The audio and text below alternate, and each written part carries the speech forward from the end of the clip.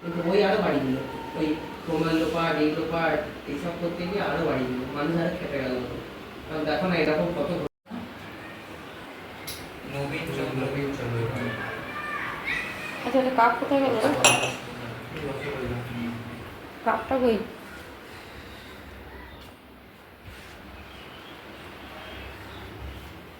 তুই সত্যি সত্যি তুই ফ্ল্যাটটা কিনেছিস, আমার শুনে এত আনন্দ লাগছে না, কি বলবো তোকে।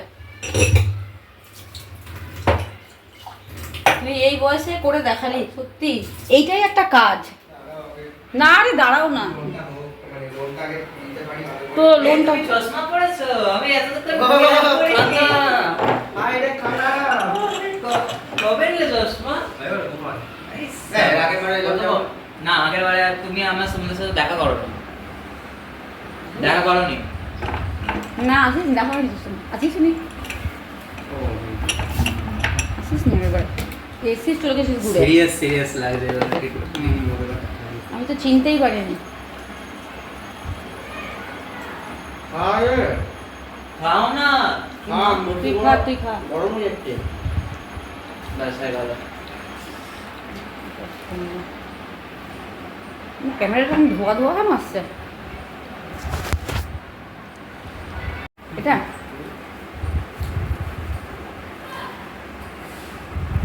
দেখতেই পাচ্ছ, ভাই এসছে, এখন গল্প করছি, তারপর রান্না করবো। কি করবো না, আমি মিষ্টি খাই না, একটুখানি খেয়ে নাও, খেয়ে নাও। আমি মিষ্টি খাই। তো গুড মর্নিং বন্ধুরা, তোমরা সবাই কেমন আছো? করে সবাই ভালো আছো। Welcome back to my Kalpataru blog YouTube channel. তো আজকে জানাই সবাইকে ব্লগে স্বাগত। তো সকাল থেকে আজকে আমার পর্ব চলছে কি বলো তো। ফার্স্ট উঠলাম, উঠে পরে তোমাদের গুড মর্নিং জানানো হয়নি আজকে। বললাম না, প্রবলেম আমার জীবনে শেষ হয় না, ও একটা করে লেগেই থাকে। তো হঠাৎ করে উঠে উঠে নিজের কাজই করছিলাম, তো হঠাৎ করে দেখছি লাইট অফ হয়ে গেল। ঠিক আছে, এবার ছেলে গেছিলো বাজার থেকেও চিকেন নিয়ে আসলো। আচ্ছা, অনেকদিন যেহেতু অনেকদিন চিকেন টিকেন খাওয়া হয়নি, ওর ভালো লাগছে না। তারপরে আজকে এই উপোস, কালকে এই উপোসটা লেগে গেছে, তো চিকেন আনতে গেছিলো, চিকেন নিয়ে এসছে। আর রান্না করবো, তখন এলো ভাই তোমরা দেখিয়েছি ভাই এসছে। তারপর হঠাৎ করে ওরা যাওয়াতে আমার ঘরে গোটা কারেন্ট উড়ে গেল, গোটাটা লাইন অফ। এবার যে মিস্ত্রি যাকে রাখলাম, পার্টির ছেলে, ও আসলো, দেখলো, বলছে মেন লাইনটা খারাপ আছে না কি আছে, সেটা দিয়ে আবার কী করলো, মানে প্রায় 2 ঘন্টা 2.5 ঘন্টা পর্যন্ত লাইট অফ। সেই দিয়ে বসে আছি, না আমি মিক্সি চালাতে পেরেছি, না রান্না করতে পেরেছি, না কোনো কিছু করতে পেরেছি। ঘর দুয়ার মোছামুছি হয়ে গেছে, কিন্তু লাইট অফ। তো সেই এখন ঠিক করে মোটামুটি দেখো 3:05, 3:05, হ্যাঁ 3:05। আমি এখনও তোমাদেরকে গুড মর্নিং বলছি, এখন যদিও গুড মর্নিং বলাটা সময় নয়। তো কী করবো বলো, সকাল ওরা তো গেলো একটার সময়, তারপরে হঠাৎ করে দেখছি লোডশেডিং হয়ে গেল। লোডশেডিং মানে গোটা ইনভার্টার সমেত উড়ে গেল। আমি বুঝতে পারছি না যে কোথা থেকে কী করবো। তারপরে সেই ছেলেটি এসে আবার ঠিক করলো, সময় লাগলো একটুখানি, ঠিক করলো। তো ওকে আবার ছেলে আমার টাকা দিতে গেল, এখন বলছে ডাইরেক্ট লাইনে করে দিয়ে গেলাম, এটা তো চলবে, কী জানি কী হবে ভগবান জানি, বুঝতে পারছি না আমি। তো চলো, আমি এইমাত্র শুরু করলাম ব্লগটা, কিছু মনে করো না, অনেকটা দেরি করে ব্লগটা শুরু করলাম। তো প্রথমে তোমাদের গুড মর্নিং করে বলি, তো গুড মর্নিংটা আমার আজকে দুপুরে বলতে হলো, ঠিক আছে, কিছু মনে করো না তোমরা। দিয়ে আসলি, কী বললি? বলে এলাম যে একটু বিশ্বাসটা রাখতেই পারতে। বলছে না আমি তো গেছিলাম, তুমি ডাকলে বলে গেলাম। আমি বললাম হ্যাঁ, যখন ডাকতে আসতে পেরেছি তার মানে নিশ্চয়ই পয়সাটাও দিতে আসতে পারতাম। বলছে হ্যাঁ সেটাও ঠিক। তারপর আমি বললাম তার স্ক্যানারটা দাও, গল্প হাঁটো, স্ক্যানারটা দিল। তো এই তো হলো মানুষের অবস্থা, ঠিক আছে। তো যাই হোক, আপাতত লাইন এসছে, বলছে ডাইরেক্ট কানেকশন করা আছে। হ্যাঁ, কী হবে, উড়ে যাবে পরে? ডাইরেক্ট কানেকশন এখানে সবার করা আছে, কারো অল্টারনেটিভ কারেন্ট নেই এখানে, সবার ডাইরেক্ট কারেন্টই আছে, সবার একই ফিউজ আছে। এই ঘরে যতজন আছে পাবলিক সবার একই ফিউজ, এরকমই ফিউজ আছে সবার ঘরে ডাইরেক্ট আই থিঙ্ক, জানি না কী হবে লাস্টে, বোঝা যাচ্ছে না। তো যাই হোক, যেটা হোক, আমি এবার রান্নাটার দিকে যাই। ভাত হয়ে গেছে, ভাত আলু সিদ্ধ, ডালটা কমপ্লিট করে ফেলেছি, এখন শুধু মাংসটার জন্য বসে আছি। তো মিক্সি লাগতো, মিক্সি চালাবো, চালা গিয়ে তো লোডশেডিং, প্রায় 2 ঘন্টা 2.5 ঘন্টা মধ্যে লোডশেডিং, গরমে, তার মধ্যে এবার গরম যা পড়েছে, বুঝতেই পারছো। তো চলো আমি রান্নাটা চট করে সেরে নিলাম, অনেকটা দেরি, বিকেলে আমাকে বাজার যেতে হবে, সকাল তোমার বাজার যাওয়া হয়নি, আবার মন্দিরে যেতে হবে 6টার সময় 9টার সময়, ভগবান জানে মন্দিরে একটা টাইম দিয়ে দিয়েছে, মানে আজকে সারাটার দিন যে আমার কীভাবে কাটবে শুধু আমি সেটা জানি। আমার একটাও মাস্ক পরে জিনিস আনা হয়নি, কালকে ভাবলাম যাবো, যে যাওয়া হলো না, আজকেই আবার দেখো কোন টাইমে যে আমি কী করবো আমার মাথা কাজ করছে না। তো চলো আমি এখন রাখি, রান্নাটা চট করে সেরে নিই আবার। তো আমি এখন চলে এসেছি খেতে। আর একটা কথা, যেটা মা আজকে সকাল থেকে ভিডিওটা ভালো মতন করে বানাতে পারিনি, কারণ হচ্ছে আজকে সকাল থেকে প্রচুর চাপ ছিল ঘরে। ফার্স্ট অফ অল ওই যে আমাদের মেইন সুইচটা আছে ওটা কোনো প্রবলেম হয়েছিল, সেজন্য ঘরে আমাদের ইলেকট্রিশিয়ান এসেছিলো, তখন ঠিক করে দিয়ে গেল এখনই জাস্ট। আর মা আমি জাস্ট এখনই খেতে বসেছি, এখানে দেখতে পাচ্ছ। এসেছিলাম কথা বলে, তো সেভাবে আসতে পারিনি, কোনো রকম বলে পাঠিয়েছি গুড মর্নিং, তো সকালবেলা না দুপুরবেলা গুড মর্নিং বললাম, কি করবো কিছু করার নেই। আচ্ছা এখানে কি আছে? ভাত কোনোভাবে এই তো শুরু হলো, ভাত করেছি, আচ্ছা দেখো মুসুরির ডাল, আলু সেদ্ধ, পেঁয়াজ লঙ্কা দিয়ে মাখা, আর চিকেন। অনেকদিন পর দিয়ে চিকেন করলাম, মানে কতদিন যে আঁশের মুখ দেখিনি সেটাই ভাবছি। তো এই হলো আজকে আমাদের মেনু। আবার একটু পরে আমি যাবো, জল করে তারপর যাবো বাজার থেকে আমার গ্রোসারি মাঝে বললাম এই যে বাজার থেকে আমার জিনিসপত্র আনতে হবে, আর কিচ্ছু নেই সেরকমভাবে। তো চলো আমি আর দেরি না করে খাওয়া দাওয়াটা শেষ করে নিই, তারপর তোমাদের কাছে আবার বাজার যাওয়ার সময় ফিরে আসছি।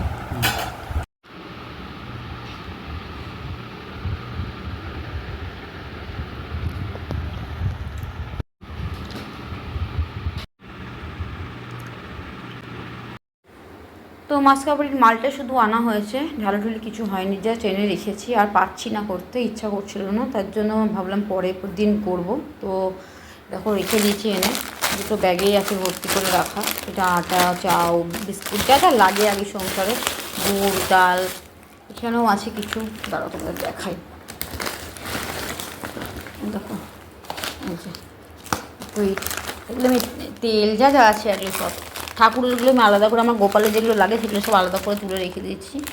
আর এখানে যেগুলো নিয়েছি সেই গরম মশলা সবই আছে, এখানে সোয়াবিন সবই আছে, বাট আমি আলাদা করে তোমাদেরকে কিছু দেখাচ্ছি না, জাস্ট আর ইচ্ছে করছে না, পাচ্ছি না, ভালো লাগছে না, কালকে ঢালবো।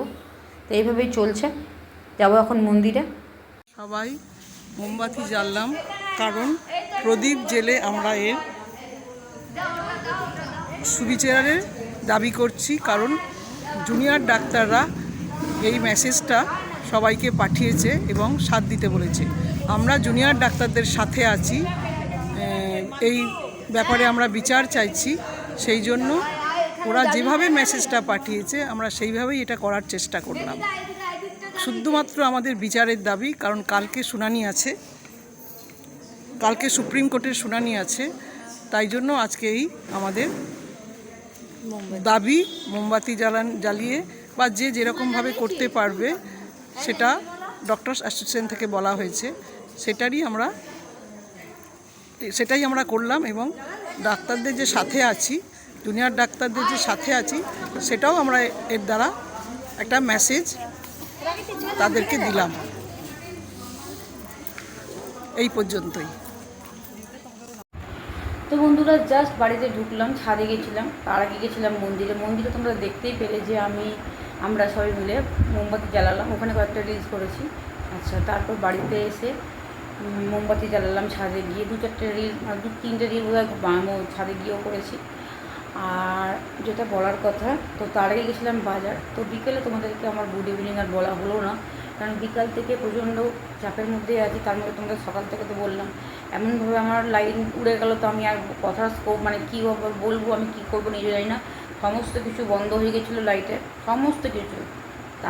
তখন আবার বাজে 2:30, তখন আমার রান্না পর্যন্ত হয়নি, আমি কী করবো তখন নিজে খুঁজে পাচ্ছিলাম না। ভাইরা এলো, ভাইদের সঙ্গে কথা বলতে বলতে একটু টাইম লাগলো, এত দূর থেকে এসছেও, এসে পরে নিমন্ত্রণ করতে এসেছিলো আমাদেরকে, ফ্ল্যাট কিনেছে তার জন্য নিমন্ত্রণ করতে এসেছিলো, তো যেতে তো হবে, যাব। তো ও এলো, কথা বলতে বলতে প্রায় 1-1.5 ঘন্টা লেগে গেল। তো ও যাওয়ার পরে আমি বাকি রান্নাটাও করলাম, রান্নাটাও করবো কি, ভাত তখন হয়ে গেছিলো অলরেডি, ঘরদুয়ার মোছামুছিও হয়ে গেছিলো, কিন্তু ব্যাপারটা হলো মানুষের সঙ্গে কথা বলতেই হবে, তো আজকে একটু চা ফা দিলাম। তো কথাটা বলে উঠলাম 1:30-2-টোর সময়, তারপরে হঠাৎ করে বেরোলো, হঠাৎ করে মানে চিকেনের মশলা রেডি করবো, দেখছি পুরো ঘর, আমার ছেলে বলছে লাইট নেই, কী হলো ব্যাপারটা, দেখছি সমস্ত জায়গায় ইনভার্টার পর্যন্ত চলছে না, এরকম হাল। তারপরে যদি কোনো ফেস টেস গন্ডগোল হয় তো লাইট এলো কিন্তু আমাদের ঘরে কোনো লাইট এলো না, লাইট পাশের বাড়িতে এলো। আমার ইনভার্টার, ঘরের লাইট সব উড়ে গেলো। তারপর পাশে একটা ছেলে থাকে, ওকে ডেকে নিয়ে আসা হলো। ও বলছে এই বোর্ডের যে বড় যে বোর্ডটা ওটার কানেকশানটা খুলে গেছিলো, তো ওটাই বোধহয় ঠিক করলো। তো আরও মনে হয় ঠিকঠাক করতে হবে, জানি না। এখন প্রচণ্ড চাপের মধ্যে আছি, কোনটা ছাড়বো কোনটা করবো বুঝে উঠতে পারছি না আমি। তো চলো, এই জাস্ট বাড়িতে এসে আজকে প্রচণ্ড টায়ার্ড, আমার মনে হচ্ছে না আমি পড়লে ঘুমিয়ে যাবো। মানে রাতে ঘুমটা আমার ঠিক করে হচ্ছে না এডিটিংয়ের জন্য। আমি ভাবছি এডিটিংয়ের টাইমটা চেঞ্জ করে দেবো। রাত্রে যে ঘুমটা সলিড ঘুম মানুষের, সেটা যদি না ঘুমাতে পারি না, শরীর এমনিতেই দুর্বল হয়ে যাচ্ছে। আমি বান্ধবীটি বলছি তোর পাশে তোর প্রেশার আমার তো বাড়বে, ক্রমশ প্রেশারটা বাড়বে, কমবে তো না। তো রাতে কাজটা করা বন্ধ করে সকালের দিকে দেখি, সকালের দিকে আসলে হয়ে ওঠে না। সকালে ঘরের কাজ করব না, আমি রান্নাবান্না করব না, ওকে রেডি করব স্কুলের জন্য, না আমি ঘরে মানে কী করবো, তখন আর দিশা পাই না। আর রাত্রে দেরি করে শুলে সকালটাও দেরি হয়ে যাচ্ছে উঠতে। ওই জন্য ভাবছি সকাল সকাল ভাবছি এডিটিংটা করে নেবো, রাত্রে বেশিক্ষণ জাগবো না, প্রচণ্ড টায়ার্ড লাগছে। আজকে তো ছাদের থেকে আমি জল ভরে এসেছি, যে চোখটা আমি বন্ধ করেছি, মানে শুয়ে পড়েছি, কখন যে আমার চোখটা বন্ধ করেছে দেখছি আমি 7টা বেজে গেছে। তখন আমি কী করবো, 7টার সময় ভাগ্যিস আমি ড্রেসটা পরেছিলাম, যে ওটা পরেই বেরিয়ে চলে গেলাম বাজার। মানে বাজারে তো কিছু ছিল না, নিয়ে আসতে হলো। ভাবলাম যে সবজিপাতি কিছু নিয়ে আসবো, সবজি কানে যেটুকু গ্রোসারি যেটুকু দরকার আমি ওটুকু তুলে নিয়ে আসলাম। কারণ খরচা আছে, এই যে এটা আবার নতুন করে একটা চার্জ হয়ে গেলো, এটাকে আবার ঠিক করতে হবে, বোর্ডের কানেকশান। তারপরে টুকটাক তো লেগেই রয়েছে। তো চলো, আর কি বলবো, এটাই আমার রোজকার ব্যাপার, চলতেই থাকে। কোনো মাসে আমি ফ্রিভাবে থাকতে পারি না, কোনো না কোনো মাসে আমার লেগেই থাকে ঝামেলা। তো সেগুলোকে ওভারকাম করে বেরোবার চেষ্টা করি। তো চলো, আজকের মতো ভিডিওটাকে আমি এখানে শেষ করছি। আমার মুখে কথা আটকে যাচ্ছে, প্লিজ তোমরা কিছু মাইন্ড করো না। আমার মনে হচ্ছে আমার প্রচণ্ড ঘুম পাচ্ছে, আমি এখন খেয়ে পরে শুয়ে পড়বো, আমার একদম শরীরটা চলছে না। আর ওষুধটা খাচ্ছি মাঝরাতে খেলে সকালে ঘুমটা ভাঙতেছে না, মানে ঘুমটা আমার ক্লিয়ার হচ্ছে না বলেই আমার এই অবস্থাটা হচ্ছে। তো ভাবছি আজকে তাড়াতাড়ি করে শুয়ে পড়বো, মানে একদম মানে ইচ্ছেই করছে না, কোনো মানে কথা বলতে ইচ্ছা করছে না, মানে এমন টায়ার্ড লাগছে আমার। চলো বন্ধুরা, আমি আজকে বিদায় নিই, কালকে আবার নতুন একটা সকালে দিয়ে তোমার সঙ্গে হারিয়ে যাবো। ততক্ষণ তোমরা ভালো থেকো, সুস্থ থেকো, সবাই সবার পাশে থেকো, সবাইকে ভালো রেখো। আর যেন ভগবানের মধ্যে প্রার্থনা করো যেন আমরা যেন জাস্টিসটা পাই, ওই মেয়েটি যেন জাস্টিসটা পায়, ওই মেয়েটার মা যেন জাস্টিস পায়। কারণ আমরা জানি যে ওই মেয়েটা আর ফিরবে না, কিন্তু এই জাস্টিসটা দরকার আছে, প্রত্যেকটা মায়ের জন্য দরকার আছে, মেয়েটার জন্য দরকার আছে। আমরা যেভাবে লড়ছি, জানি না আমরা কী আমাদের শেষ পর্যন্ত কী আমাদের জন্য হবে, তবে এটা একান্তই প্রয়োজন, জাস্টিসটা হবার খুবই প্রয়োজন, কারণ আমাদের ঘরে ছেলে মেয়ে আছে। তো চলো, আজকের মতো এখানে বিদায় নিই, সবাই ভালো থেকো, সুস্থ থেকো, আগামী দিন যেন তোমার জন্য ভালোবাসে। আমারও অনেক প্রার্থনা করো যেন আমিও ভালো থাকতে পারি, আমি যেই জিনিসগুলো হারিয়ে ফেলেছি আমি যেন সেগুলোকে আবার রিটার্ন পাই। তো চলো, টাটা, শুভরাত্রি।